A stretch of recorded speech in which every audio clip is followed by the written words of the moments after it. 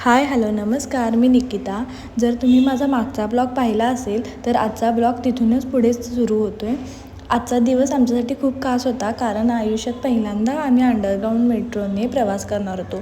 माझ्यासोबत होते माझे मिस्टर आणि माझे सासू सासरे, आणि हे आहेत माझे मिस्टर जे माझ्या प्रत्येक ब्लॉगमध्ये एकच गोष्ट म्हणतात, माझे पण क्लिप्स कॅप्चर करणार. त्यामुळे आज त्यांचे भरपूर शॉर्ट्स घेतले आहेत.